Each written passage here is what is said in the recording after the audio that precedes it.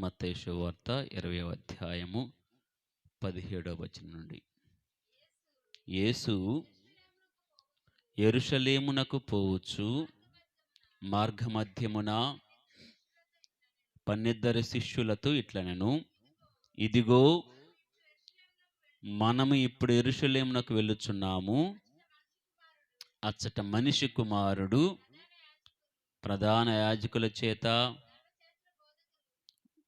మనిషి కుమారుణ్ణి ప్రధాన యాజకులు ధర్మశాస్త్ర బోధకులు అప్పగింపబడను. వారు ఆయనకు మరణదండన విధించి అన్యజనులకు అప్పగింతురు. Praise the Lord, praise the Lord, praise the Lord. తల వంచని చిన్న ప్రార్థన చేద్దాం.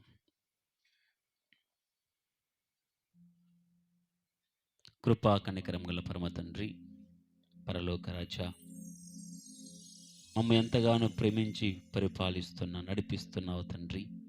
మీకు వేలాది వందనాలు తెలియజేస్తూ ఉన్నాం. ఈ పగటి వేళంతా కూడా ప్రభు మాకు తోడుగా ఉన్నారు.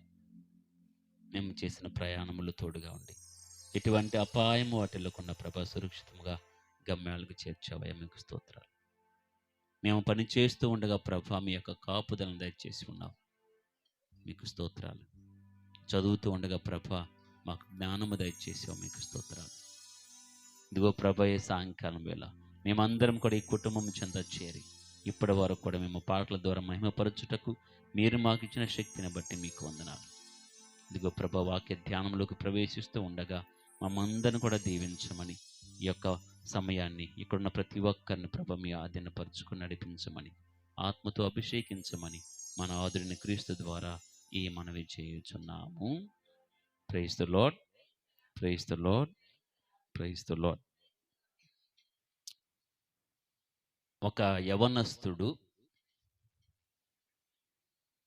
16 సంవత్సరాలకే సైక్లింగ్లో వరల్డ్ ఛాంపియన్. దేనిలో వయసు ఎంత అబ్బాయిది? 16 సంవత్సరాలు. కింగ్ ఆఫ్ సైక్లింగ్ అనేవాళ్ళు ఆయన. చిన్న ఛాంపియన్ కాదు. ఏ దేశములో ఏ పోటీ పెట్టినా సైకిల్ ఎత్తుకుని వెళ్ళిపోవటమైన పని. 16వ ఏటనే కింగ్ ఆఫ్ సైక్లింగ్ అనే పేరును పొందాడు, బిరుదును పొందాడు. కానీ అనుకోని రీతిగా 1996లో క్యాన్సర్ సోకింది. ఏ వ్యాధి? క్యాన్సర్ సోకింది. అది ఒక అవయవాన్ని కాదు, బాడీలో ప్రతి పార్ట్కి, ప్రతి అవయవానికి కింద నుంచి పై వరకు కూడా ప్రతి అవయములోకి ఈ క్యాన్సర్ కణాలు అనేవి పాకిపోయాయి. అందరు బోరున ఏడుస్తూ ఉన్నారు. తిప్పి కొడితే 16 సంవత్సరాలు. చదువుకి ఎంత ప్రాధాన్యత ఇచ్చాడో ఆటల్లో కూడా అదే ప్రాధాన్యత ఇచ్చాడు. ప్రపంచంలో నెంబర్ 1గా నిలిచాడు. కానీ ఈ యొక్క క్యాన్సర్ ఎలా సోకినదో తెలియదు. అది బాడీ మొత్తం వ్యాపించింది. అందరూ ఆశలు వదులుకున్నారు. అందరూ, బంధువులు, తల్లిదండ్రులు, చుట్టుప్రక్కల ఎవరైతే స్పాన్సర్ చేశారో, వరల్డ్ ఛాంపియన్షిప్ కావటం అంటే డబ్బులు కావాలి. ఆ దేశం ఈ దేశం వెళ్ళాలి, అక్కడ వస్తువులు కావాలి, అవన్నీ కూడా సమకూర్చాలంటే స్పాన్సర్స్ ఉంటారు. అందరు కూడా ఈ పిల్లవాడి మీద ఆశ వదులుకున్నారు. కానీ ఏదేమైనా పర్వాలేదు, నేను వైద్యం చేయించుకుంటాను, నాలో ఆశను మాత్రం నేను చంపుకోను అని ఈ పిల్లవాడు, ఈ 16 సంవత్సరాల యవనస్తుడు కీమోథెరపీకి వెళ్ళాడు. క్యాన్సర్ వస్తే చివరి స్టేజ్లో కానీ మధ్యలో స్టేజ్లో ఏ స్టేజ్లో ఉన్నా కానీ ఇదొక థెరపీ. ఆ థెరపీ అంత భయంకరంగా ఉంటుందంటే మనిషిని లోపల నశింపచేస్తుందన్నమాట. పిండేస్తుంది. లోపల ఉన్న కొవ్వు ఏమీ ఉంచదు. లోపల మంటలు, ఎందుకురా ఈ థెరపీ అనే భావన వస్తుంది. తిడతారు, జుట్టంతా రాలిపోతుంది, గ్లామర్ అనేది ఉండదు. అలాంటి థెరపీ. అందరూ ఆశ కోల్పోతే నేను మాత్రం వెళ్తాను ఈ కీమోథెరపీకి అని 96లోనే వెళ్ళాడు. 97లో కొంచెం ఆశ కలిగింది. బెటర్ అనుకున్నాడు. 98లో పర్వాలేదు అనిపించిందో లేదో మరలా సైకిల్ పట్టుకున్నాడు. ఎన్ని సంవత్సరాలు పట్టింది? 96కి 98కి మధ్య ఖచ్చితంగా 2 సంవత్సరాలే. ఈ 2 సంవత్సరాల కాల వ్యవధిలో ఫ్రాన్స్ దేశములో పోటీ పెట్టారు. Marathon cycling. ఎన్ని కిలోమీటర్లు అనుకున్నారు? 3282 కిలోమీటర్లు. ఎన్ని కిలోమీటర్లు? 3282 కిలోమీటర్ల పొడవున సైకిల్ ఆపకుండా తొక్కాలి. మీరు ఊహించగలరా? క్యాన్సర్ నుండి బయటపడ్డ ఒక వ్యక్తి 2 సంవత్సరాలలోనే కోలుకొని ఈ సైకిల్ పోటీలో పోటీ చేయటం. 3282 కిలోమీటర్లు. అవి ఎత్తులుంటాయి, పల్లాలుంటాయి, కొండ ప్రాంతాలు ఉంటాయి, దుమ్ముతో ఉన్నవి ఉంటాయి, గుతకల ఏమంటారని గులకల రోడ్డు ఉంటుంది, తారు రోడ్డు ఉంటుంది, అన్నీ ఉంటాయి. 3000 అంటే సామాన్యం కాదు. ఇక్కడ నుంచి దాదాపుగా కాశ్మీర్ వెళ్ళాలి. అంత దూరము ఈయన ఆపకుండా సైకిల్ తొక్కాడు. మరలా మరొకసారి వరల్డ్ ఛాంపియన్ అయ్యాడు. ఊహించగలమండి ఇది? ఎవరన్నా ఊహించగలమా? అందులో మగవాళ్ళు మళ్ళా రికవర్ అవ్వటం అంటే. మాకు జలుబు వస్తేనే చచ్చిపోతాం మేము. జలుబు వచ్చినా, జ్వరం వచ్చినా మీరు బాగానే కనబడతారు. స్త్రీలైతే తట్టుకుంటారు. మాకు ఇంత జరిగినా కానీ తట్టుకోలేము, ఎందుకు తెలియదు. అది మీకు అనుభవమే, ఇంట్లో ఉన్న వాళ్ళందరికీ అనుభవమే. నీకు జ్వరం వచ్చినా లేచి వంట చేస్తావు. ఈ మనిషికి జలుబు వచ్చినా మంచం దిగడు. ఇది గ్యారంటీ, ఇది వాస్తవం. అందులో ఈ మగవారు మరలా రికవర్ అవ్వటం అంటే చాలా విచిత్రం.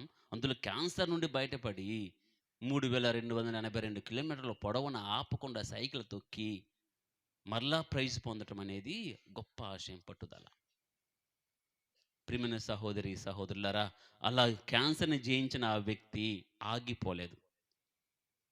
అందరూ చప్పట్లు కొడుతుంటే, నువ్వు జయించావు, క్యాన్సర్ని కూడా జయించావు, మరొకసారి వరల్డ్ ఛాంపియన్ అయ్యావు, ఇన్ని వేల కిలోమీటర్లు నువ్వు ఇలా సైకిల్ తొక్కావు ఆపకుండా అని ఆయన ప్రశంసిస్తుంటే ఆయన ఒకే ఒక మాట అన్నాడు: చప్పట్లు కొట్టే బదులు నాకు సహాయం చేయండి. చప్పట్లు కొట్టే బదులు నాకు సహాయం చేయండి. నాలాంటి వారు చాలామంది ఉన్నారు. నేను చూశాను, నిన్ను ధైర్యం కలిగిన వాడిని, పట్టుదల ఉంది కాబట్టి, మొండోడిని కాబట్టి నేను బయటపడ్డా. కానీ చాలామంది నాలాగా బాధపడే వాళ్ళు ఉన్నారు. చప్పట్లు కొట్టే ముందు సహాయం చేయండి. Praise the Lord, praise the Lord. ఆ వ్యక్తి పేరు లాన్స్ ఆర్మ్స్ట్రాంగ్. ఏం పేరు? Lance Armstrong. అమెరికాలో మధ్య భాగంలో ఉంటారు. మధ్య భాగంలో టెక్సాస్ అనే ఒక రాష్ట్రంలో కొంచెం పైన, ఆ టెక్సాస్ అనే నగరానికి పైన ఉంటారు, ప్లేనో అనే ఒక పట్టణంలో. ప్రియమైన సహోదరి సహోదరులారా, రెండు విషయాలు. ఒకటి పట్టుదల, రెండవది ఉదారత. ఏమిటవి? పట్టుదల, ఉదారత. ఈ మనిషిలో ఉన్న పట్టుదల చూడండి. నాకేమైనా పర్వాలేదు, నేను ట్రై చేస్తా. అందరూ ఆశ వదులుకున్నారు కదా, కుదరదు అనుకున్నారు కదా, ఇక చావే శరణం అనుకున్నారు కదా, అందరు రెడీ అవుతున్న ఈ టైంలో నేను ట్రీట్మెంట్కి వెళ్తాను అనుకున్నాడు. ఆ పట్టుదల, మొండితనం. ఆ మొండితనము ఇద్దరు వ్యక్తుల్లో మనం చూడవచ్చు. ఒకటి సిలువను మోస్తున్నటువంటి యేసయ్యలో, సహాయం చేసిన వెరోనికములో. వాక్యములు ఇప్పుడు ఆలకించాం. ఇంకా యెరూషలేము కూడా వెళ్ళలేదు. యెరూషలేము కూడా వెళ్ళలేదు. వెళ్ళే ముందే చెప్తూ ఉన్నాడు, ఇదిగో నేను యెరూషలేము వెళ్తున్నాను. అక్కడికి వెళ్ళానా ప్రధానార్చకులు, పరిసయ్యులు, ధర్మశాస్త్ర బోధకులు అందరూ నన్ను పట్టుకుంటారు. అందరూ చిత్రహింసలు చేస్తారు, గురి చేస్తారు, సిలువ పైన మరణించే విధంగా చేస్తారు. తెలిసినా వెనుకంజ వేయలేదు. రక్షణకై మన కోసం మొండిగా ముందుకెళ్ళాడు దేవుడు. అదే నువ్వు నేనైతే ఆపద వస్తుంది అంటే వెనుదిరిగి వెళ్ళిపోతాం. చాలా సందర్భాల్లో మాకెందుకులే, అక్కడ ఏమి జరుగుతుందో, ఏ తగాదా జరుగుతుందో నీవు సహాయం చేస్తే నీ మాట వలన అది ఆగిపోతుందని కూడా తెలుసు నీకు. మధ్యలో నాకెందుకులే, వాళ్ళు చూసుకుంటారు, వాళ్ళు అడుగుతారు. ఆ తర్వాత ఎప్పుడన్నా వస్తే అప్పుడు మేము తిట్టాం కదా, మేము కొట్టాం కదా, మేము అడిగాం కదా. దేవునికి స్తోత్రాలు. Praise the Lord, praise the Lord. ఆపద ఉంటే పారిపోయేవాడు మానవుడు. ఇబ్బంది ఉందంటే ఆ పని చెయ్యడు. లాభం లేదు అంటే ఆ పని చేయడు. కానీ యేసయ్య మనందరిని దృష్టిలో పెట్టుకొని మొండిగా చంపుతారని తెలిసిన ఒక ఊర్లోకి ఎంటర్ అయ్యాడంటే, ప్రాణాలు పోతాయని తెలిసిన ఆ మార్గాన్ని వెళ్ళాడంటే, ఆయన ప్రేమ ఎంత గొప్పది, ఆయన పట్టుదల ఎంత గొప్పది, ఆయనలో ఉన్న మొండితనం ఎంత గొప్పది. చంపాలని ప్రయత్నాలు కూడా చేస్తారు. ఒకసారి చదవండి యోహాను సువార్త 7వ అధ్యాయము, యోహాను సువార్త 11వ అధ్యాయము 53వ వచనం. వారు ఆనాటి నుండి యేసును తుదముట్టించుటకు, ఏనాటి నుండి? మంచి చేసిన నాటి నుండి. ఏ నాటి నుండి? నీ బాగోగులు చూస్తున్న నాటి నుండి. ఏ నాటి నుండి? నిన్ను మరణం నుండి లేవనెత్తిన నాటి నుండి, నీ పాపాలను మన్నించిన నాటి నుండి, నీ శ్రేయస్సు కోసం, నీ ఆనందం కోసం ఎక్కడో ఉన్న యేసు ప్రభు పరిగెత్తుకుంటూ వచ్చి, మురికి కంపు కొడుతున్న కుళ్ళిపోయిన శవం దగ్గరకు వచ్చి ఆ శవానికి జీవం పోస్తే, ఒక కళ తీసుకొని వస్తే, ఒక అందం తీసుకొని వస్తే, లైఫ్లో వాళ్ళ సంతోషంని కలిగిస్తే, ఆనాటి నుండి ఏ రోజైతే లాజరును లేపాడో, ఏ రోజైతే చచ్చిపోయిన వానికి జీవం పోశాడో, ఆనాటి నుండి చంపటానికి, తుదముట్టించుటకు ప్రయత్నాలు చేశారు. మత్తయి సువార్త 12వ అధ్యాయము 14వ వచనం.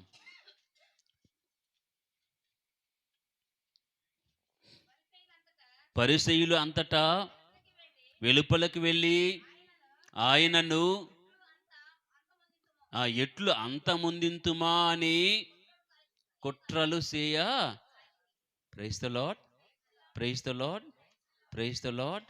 మంచి చేస్తే చెడు వస్తుంది యేసయ్యకే. మంచిని కోరుకుంటే చెడు వస్తుంది. మంచిగా బోధించినా తప్పే, సబ్బత్ రోజు స్వస్థత చేసినా తప్పే, పాపాలు మన్నించినా తప్పే, మనిషిని లేపినా తప్పే.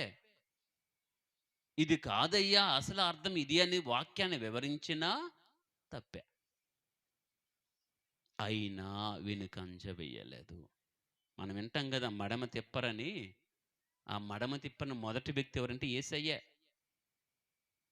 Praise the Lord, praise the lord.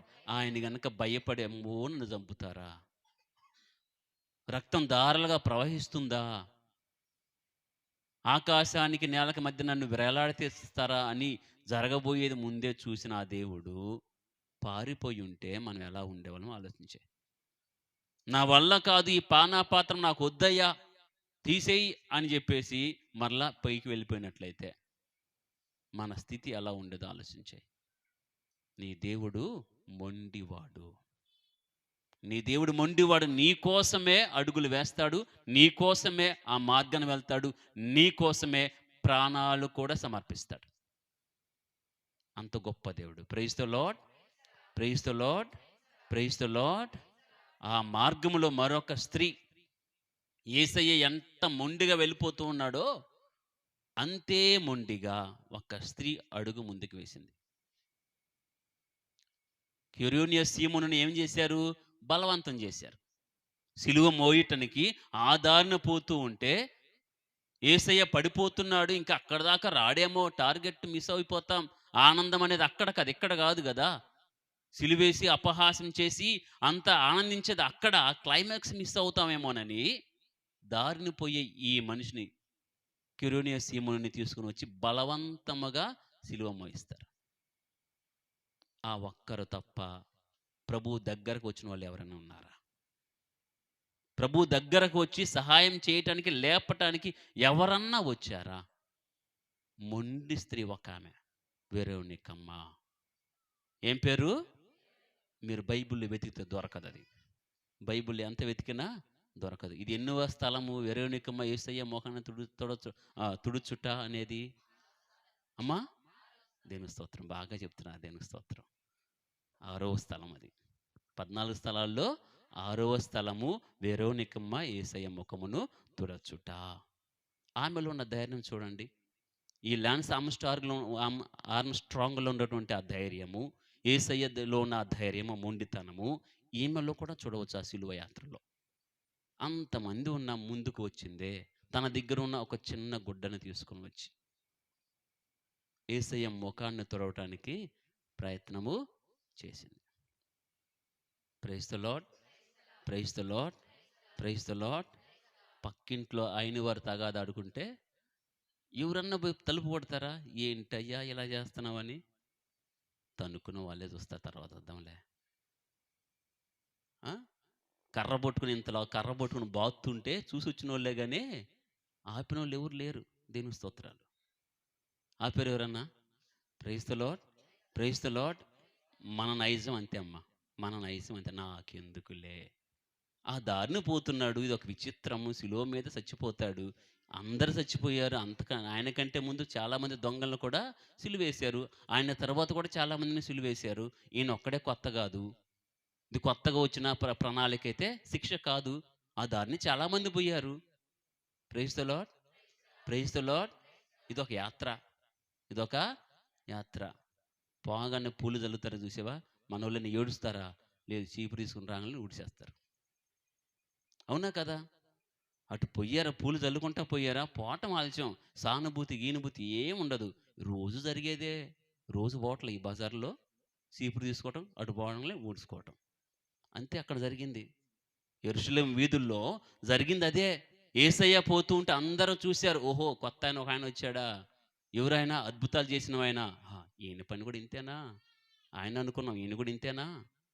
అనుకుని అందరూ చూశారు. కానీ ఒక్క అడుగు ముందుకేసి కనీసం మొఖం తుడుద్దాం. ఒక్కసారి ఆలోచన చేయండి. మీరు పని చేస్తున్నప్పుడు మీ చెమట నీరు గనక కంట్లోకి పోతే ఎలా ఉంటుంది? మంట పుట్టిద్ది. మన చెమట నీరే. అదే రక్తం పోతే చూడగలం అసలు? మరి ఎలా ఎళ్తున్నాడు యేసయ్య? తుడుద్దామని ఒక్కళ్ళు కూడా లేకపోతే. ధైర్యం చేసిన స్త్రీ వెరోనికమ్మ. Praise the lord. పట్టుదల ఉంటే వ్యాధిని కూడా జయించవచ్చు. Lance Armstrong. పట్టుదల ఉంటే పాపాన్ని, మరణాన్ని జయించవచ్చు. యేసయ్య. పట్టుదల ఉంటే ఎదుట ఉన్న వ్యక్తికి సహాయం చేయవచ్చు. వెరోనికమ్మ. మొదటిది పట్టుదల కలిగి ఉండండి. అది ప్రార్థనలో కానీ, ఉపవాసంలో కానీ. వెనుక అంజైతే వేయకండి. యేసయ్య వెనుక అడుగు వేయలేదు. రెండవది ఉదారంగా ఉండండి. నీ యొక్క సన్నిహిత్యము, నువ్వు దగ్గరగా ఉంటే ఆ స్థితి వేరు. నువ్వు డబ్బులు ఇవ్వనక్కర్లేదు. దగ్గరగా ఉంటే చాలు. చాలా రోగాలు, చాలా సమస్యలు తీరిపోతాయి. మూడవది, మీకు వీలైతే ఈ యొక్క 40 దినాలు నువ్వేమి త్యాగం చేసావో దాన్ని నిజముగా ఉపయోగించు. ఎవరికైతే సహాయంగా ఉందో, కావాలో వాళ్ళకు ఉపయోగించు. ఆ ధన్యత వేరు. Praise the Lord. Praise the Lord. Praise the Lord. కాబట్టి అటువంటి ధన్యమైన జీవితాన్ని మనకు దయచేయమని, ఈ తపస్సు కాలంలో ప్రభు మనకు తోడుగా ఉండమని దేవుని వేడుకుందాం. దేవుడు మనకు సహాయం చేయను గాక.